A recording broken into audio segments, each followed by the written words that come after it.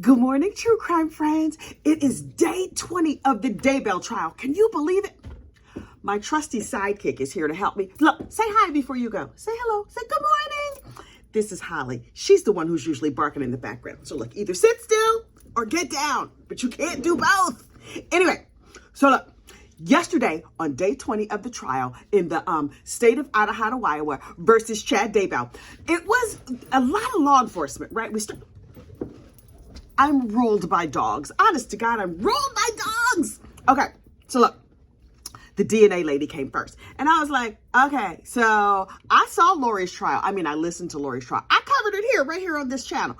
And so I was like, okay, I pretty much know what she's going to say. But then there were some unexpected surprises in the DNA, although not that unexpected. So first of all, they had to get blood samples from Lori and from JJ's biological father. Why is it that, I knew he wasn't like present in JJ's life, but Mr. Trahan, I don't even remember his name, and bless him, his name needs to stay out of this. He's struggling hard enough. Hang on.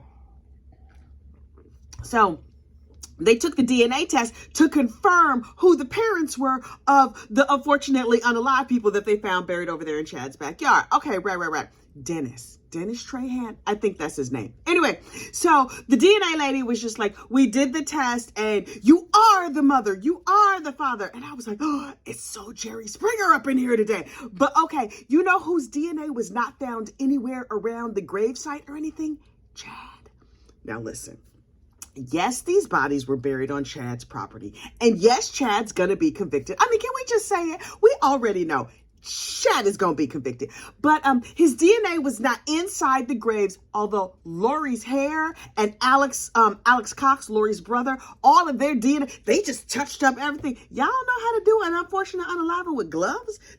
When you was down there at the Walmart murder aisle or down there, they did hands-on wet works. So they were just like, we just going to get our hands dirty. I appreciate the dedication to the unaliving, but like, y'all thought y'all wasn't going to get caught? I do not understand how they thought they were going to get away with this, but whatever. So inside the graves, they found DNA and fingerprints and handprints and hair and everything else from Lori and from Alex, but not from Chad. Also, there were tools in a barn nearby, and in the barn, they found Tylee's DNA on some of the tools, though not JJ's, interestingly enough. But JJ was all wrapped up in plastic, so horrible. Anyway, they found Tylee's DNA on the tools. And so according to Chad, I believe his theory is Alex and Lori did this terrible thing and then broke into his farm completely unbeknownst to him and dug a very deep hole, a 10-foot deep hole in the middle of the night and buried them on his property. So how does that happen? Is that just like something that happens out there in Rexburg? Look. He's going to get convicted anyway, so I'm not really that worried about it. But his lawyer, John Pryor, was like, you didn't find Chad's DNA down 10 feet deep in that ground, did you? And they were like, nope. Sir, I don't think it really matters. But okay, fine. You can ride that horse if that's what you need to do. So yes, they confirmed that was Tylee and JJ. Yes, they were no longer on this mortal coil. Yes, the tools in Chad's garage were used to help in this crime. Sir, you couldn't throw away your tools. He is bad at unalivings. Anyway, then next we go to Hawaii. All that we could actually go to Hawaii. But every time times get rough, look, when the going gets tough, the tough get going. And Lori get going to Hawaii. So she and her new slug of a husband went down there to Hawaii. I got a question for y'all. Look, not y'all, the general public who are hopefully decent and not unalivers. But Chad, listen, sir, you're over there predicting the future, right? And so Salt Lake City is going to be under siege, but Rexburg is going to be really, really safe. And that's where we're going to ride out the end times. Was there like a Hawaii exception? Did you have like a cone of protection over you there in Hawaii? What? If every place in the world is going to be terrible, but Rexburg, P.S., who the heck wants to go to Rexburg? Not me. Anyway, but you're going to Hawaii, sir. Okay. Do they have tents in Hawaii? Okay, whatever. I have questions. So anyway, they're down in Hawaii. They sitting there at the side of the pool. Oh, Lori's in her turquoise bikini. Chad is all like slim and slightly less marshmallowy, pasty, in like a little swimsuit and everything. Little aside, I have been doing some Mormon studies. Oh, yes. This case has taken me deep, deep, deep into the world of LDS, like the regular LDS, the crazy, weirdo, murdery LDS. Like, I have studied all things LDS. And what I know is that after you go through the temple and you get your endowment, you're supposed to wear garments. I know that they have been through the temple to get their endowments because they've talked many times about being in the temple, and you get some people euphemistically call it magical Mormon underwear, but it's like a religious holy garb that you wear under your clothes. Okay, cool. And it's supposed to help you stay modest. How do you wear a bikini with your modest Mormon underwear? Are there bikini underwear? Because listen, I have seen the draws, and the draws are like, underwear. They have like a cap sleeve, kind of like this. I could wear this, only maybe not, because then you have to like have kind of a high neck and a cap sleeve, so all your kibbles and bits stays covered up. Yes, child, you can't be out here with your goodness and mercy all out here in these streets if you're gonna be a good Mormon lady, right? And then it goes all the way to your waist. And then from the waist all the way down to basically like your knees, it's kind of like pantaloons. Ma'am, where were your garments? And they have special markings on them or whatever to keep you holy. Did Lori feel like this particular sin didn't count for her? Is it like, do they sell a bikini version? Also, I saw a lady who said she left the Mormon church and she had to go buy underwear. I assume that you wore like your panties, like your real panties, and then your Mormon underwear on top of that. No, you wear this in place of regular drawers. A church is going to dictate the drawers I can wear? I bet you I'm not. Okay, so listen, this is why I'm not religious, because it's just too many rules. But anyway, so they're down there in Hawaii, and Lori's in her very, very immodest two-piece bathing suit. And Chad, who apparently is no longer holy, I mean, we sort of knew that from the Unaliveness, but I'm just saying, is down there in some swim trunks. And then the po-po shows up and is like, hey, how y'all doing? Here is some legal paper. And Lori is sitting there reading her very religious book. Clearly, she's not that religious in her bikini. Visions of Glory, which is the book that led like thousands of Mormons astray, because it's really a cult book. Anyway, so she's reading her book, and she's just like, hey, officer, how you doing? Oh, I have to show up in Idaho, Iowa with my children in court. Otherwise, I'm going to be in big trouble. Okay, thank you. And they said, do you have any questions? And she reads for a long time. Is she also slow? I had not thought about the fact that Lori might have, we knew she had a real ticklish brain, right? I had not thought about the fact that she might be a teensy bit dense, but it took her a real long time to read the papers. You know what's going to happen to me if somebody shows up and gives me some legal papers? I'm going to read them real fast, because you know what? I can skim. I'm going to read like the first sentence and the last sentence of every paragraph, because I need to know what this is about. Oh, she sat there and took her leisure time, just reading. Thank you so much, officer. You have a good day. Ma'am. So they were like, okay. We're also, they came back later and they were like, we're also going to arrest you. You have a right to remain silent. Clink, clink. And they locked her behind up because she didn't show up in court. She just kept hanging out there in Hawaii. And then they impounded her car. And I'm like, okay. So she had all of her important papers in her car. Who keeps important papers in the car? What about sun damage? Not even in a protective box, just there in a manila folder. And so I was like, okay, what does she have? Because you know I am good and nosy. So they showed like her purse was there in the car. She had Tylee's debit card. You still spending this girl's money? I should have known she was still spending this girl's money. But yes, she had Tylee's debit card, a whole bunch of cell phones, JJ's iPad. What you gonna do with his iPad? With an outer box on it. That's one of those like real tough protective cases. And his initials real big on it, J and J. Ma'am, that's a bad look. If you're going to say that he's off with his grandma or he's off doing something else, you can't get rid of his stuff. What was she using his iPad for? I have so many questions. She had Charles's death certificate. So you just walk around with people's death certificates? Now listen, I have death certificates of loved ones who I like took care of the estate or I was helping the family or whatever. You know what I'm not walking around with? Their death certificate in my purse. But she had 10 copies of his death certificate. Okay, Tylee and JJ's birth certificates. What you need that for? Why you need that? She also had $10,500 in cash. Okay. And then John Pryor was like, right, what defense can I come up with on this? I have a question.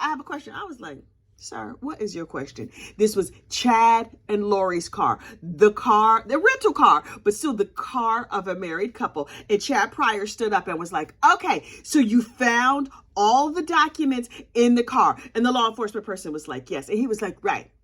Were any of them on Chad's side of the car, though? Sir, this is your death penalty defense.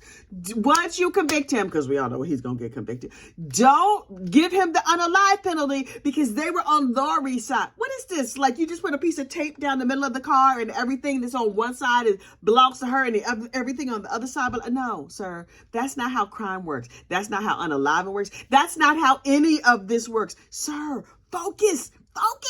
Anyway, he was just like, none of it was on Chad's side. Okay, I rest my case. And so he sat down. And the prosecutor got up and was like, but it was all still within the same car, right? And the search people were like, yeah. She was like, okay, I'm done with you. Off with you. So next, the cell phone guy got up. And he went to cell phone school and he studied cell phone things and cell phones. Okay, whatever. Then he pulled all the text messages between Chad and Tammy. Now listen, if you followed this case for 5 years, like I have followed this case for 5 years, then you know about this famous text message. There's a famous text message that could you please stop barking? You see me talking to the people. She's just sitting under my desk barking at me. I'm going to need you to calm down. I'm busy. Anyway. So Chad and Tammy were married for like 30 years, right? And they used to text each other back. Daisy, stop. They used to text each other back and forth all the time, right? And it was like, pick up the bread. I'm leaving at 6, whatever. All little short text messages. But on one particular day, there was a very long text message about a raccoon. And so I'm like, okay, do you frequently text each other about wildlife? I'm guessing no. Chad was like, I had an exciting morning. There was a raccoon in the yard. I stalked him. And he wrote a whole narrative about this raccoon that he stalked in the yard and then shot and then buried in the pet cemetery. And then he burned some limb debris. Okay, cool. And Tammy's response was, okay, good for you, whatever. And then he just went on with the rest of his day. Here's the thing. Of all the messages that he sent, that was the only long message. Sir, you're bad at crime. It was the only long message. It had a lot more detail than any of the other messages. You know how like when you're trying to catch your kid in a lie and you're like, what happened? And like, see, what happened was, and then they give way too much detail. That was Chad in this message. For 30 years, sir, now listen, we did not review 30 years of your messages, but something tells me this was atypical because even the cops were like, wait, all of their messages are 3 words. How come this one is 3 paragraphs? I don't understand. So he gave himself away. Oh my goodness. These allergies are killing me.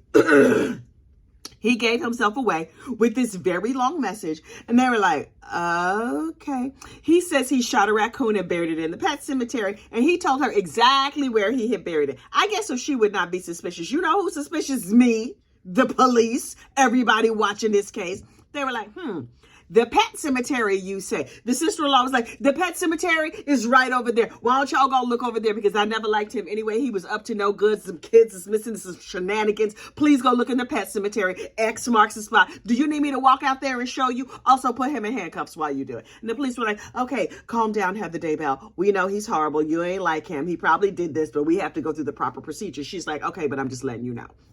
So they go and they dig in the pet cemetery. You know what they did not find? A dead raccoon. Also, if you're going to shoot a raccoon, right? Which I do not recommend. They're smart. They're cute.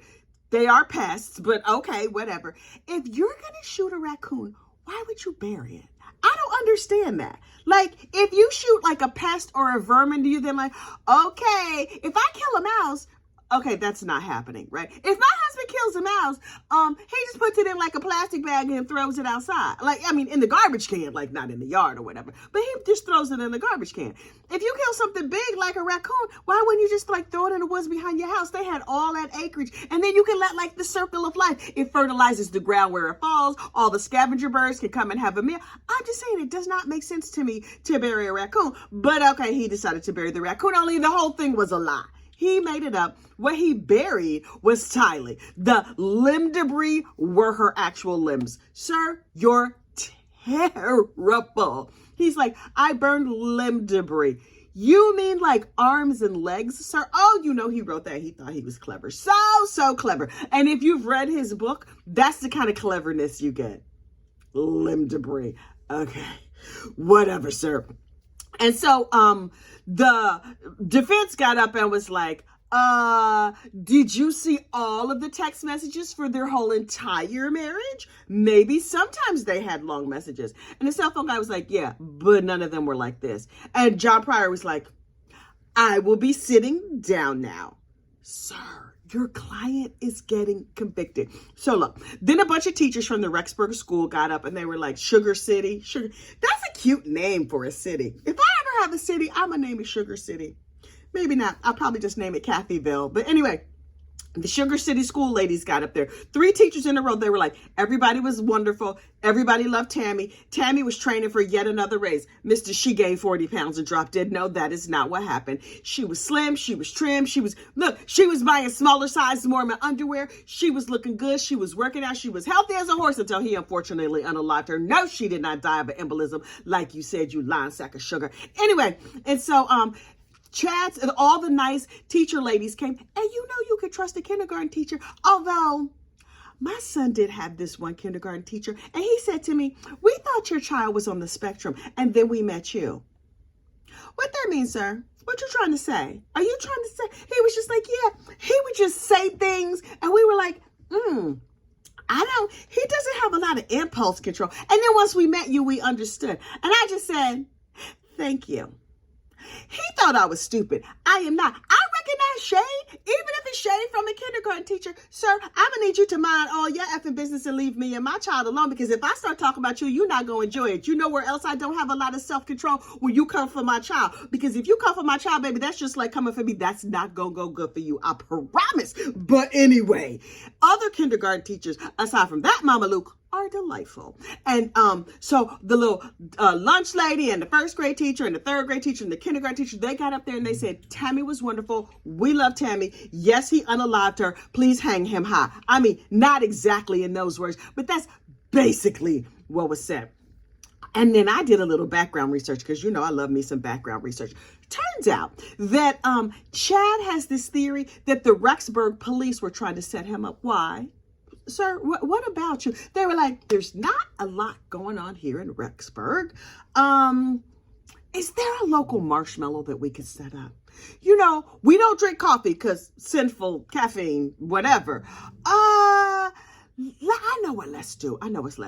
Let's find a local marshmallow, and we're going to, unfortunately, unalive some people close to him, and then dig a hole and bury them in his backyard. Sir, that's not what's that's not what's happening here. So that theory is kind of out the window, mostly because it makes absolutely no sense. Now, I know Chad said that Detective Hermosillo was dark. That doesn't make it true. Basically, anything that Chad says, you know, probably the opposite of that is what's really going on. Also, one of Lori Vallow's family was saying that the family was divided. And I was like, divided? Okay, maybe they were divided when the kids were missing. That kind of makes sense. Are y'all still divided? I mean, she's convicted and in prison. Who is Team Chad and who is Team Lori? Is her mom and them still over like, yes, she unalived her children in a cruel and hideous way, and she's clearly out of her rabbit-ass mind, but we still like her? Y'all still put money on her books? What is happening? I do not understand at all. Last, certainly, but not least, Lori talks about the death of Charles, her previous husband. Child, certainly not her first. She got a whole string of husbands. And if they look at the cell phone data, they can tell that he was unfortunately unalived. And then there was a 45-minute wait before anybody called for 911. Why y'all wait 45 minutes? Now, we know why you waited for 45 minutes. Because you were like, is there breathing? They're still breathing? Okay, we got to keep, we got to get over here, get these chicken fingers at the Burger King, because nothing that says happiness like a breakfast chicken finger. And do you have some of those Chris sandwiches? I'd like 2 Chris sandwiches and a large juice, coffee. Is he still breathing? Yeah, we're going to have to give this a little more time. Let me just go over here to the Walgreens. Oh, the breathing has stopped? Okay, well, somebody should call 911. Like, that's how it went down in my mind. That's probably not how it went down in real life, but in my mind, that's how it went. Could you please? She just looking at me and making dog noises. Daisy, please calm down. I'll be done in just a minute. Look, my dog needs my attention. I do not know why. These people in this house, they never stop worrying me to death. Look, please like this channel, subscribe to the channel, and find us over there in iTunes Music. This madness is a podcast. I know, I can hardly believe it either. Thank you so much for everybody who is listening to the podcast. 35,000 listens. What? Y'all are crazy, because all of this is foolishness. But thank you for being here. Listen, I'll see you tomorrow. No, it's Friday.